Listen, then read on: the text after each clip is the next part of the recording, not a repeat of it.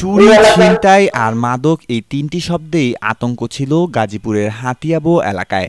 কিন্তু এখন পরিবর্তনের সূচনা হয়েছে। নিরাপত্তায় এখন অগ্রাধিকার। এই অঙ্গীকার নিয়ে গাজীপুর মেট্রোপলিটন পুলিশের উদ্যোগে হাতিয়াবো এলাকায় স্থাপন করা হয়েছে নতুন পুলিশ ফাঁড়ি। রবিবার বিকেলে নবনির্মিত এই পুলিশ ফাঁড়ির উদ্বোধন করেন জিএমপির ভারপ্রাপ্ত পুলিশ কমিশনার মোহাম্মদ জাহিদুল ইসলাম। তিনি বলেন, গাজীপুর শহরের নিরাপত্তা নিশ্চিত করাই এখন পুলিশের গর্বের বিষয়। তিনি জানান, এই ফাঁড়ি স্থাপনের ফলে এলাকার দীর্ঘদিনের চাহিদা পূরণ হয়েছে। ঘন বনের ভেতরের রাস্তায় প্রায় চুরি ও ছিনতাইয়ের ঘটনা ঘটত, যা এখন থেকে কঠোর নজরদারিতে থাকবে। পুলিশের সদস্য হিসেবে এটা আমার জন্য মেনে নেওয়া কষ্টকর যে আমি একটি এলাকায় চাকরি করব, সেখানে মানুষ নিরাপত্তার অভাবে চলাফেরা করতে পারবে না, কিংবা নিরাপত্তার অভাবে তারা রাত্রিবেলা বের হতে পারবে না।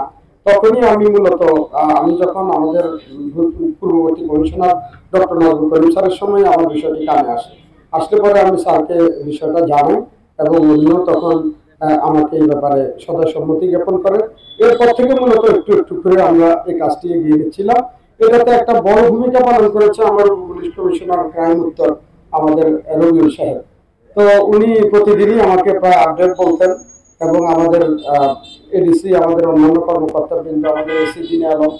তো আপনারা আজকে যেই প্রশংসা করছেন বা আমার ব্যাপারে বলছেন, এটা সম্পূর্ণ আপনার কৃতিত্ব আমি আমার সহকর্মীদের দিতে চাই। স্থানীয়রা আশা করছেন, এই ফাঁড়ি চালুর ফলে রাতের অন্ধকারে আর ভয় নয়, ফিরবে নিরাপত্তা ও স্বস্তি। গাজীপুর মহানগরে অপরাধ রোধে এই নতুন পুলিশ ফাঁড়ি হয়ে উঠবে একটি নিরাপত্তার মাইলফলক।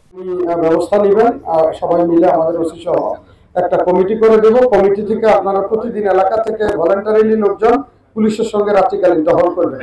বিশেষ করে আমাদের যেই সময়টা হচ্ছে মূলত রাতের অংশ, এখানের এই ক্যাম্পে পুলিশের মূল ডিউটি কিন্তু রাতের বেলা, দিনের বেলা না।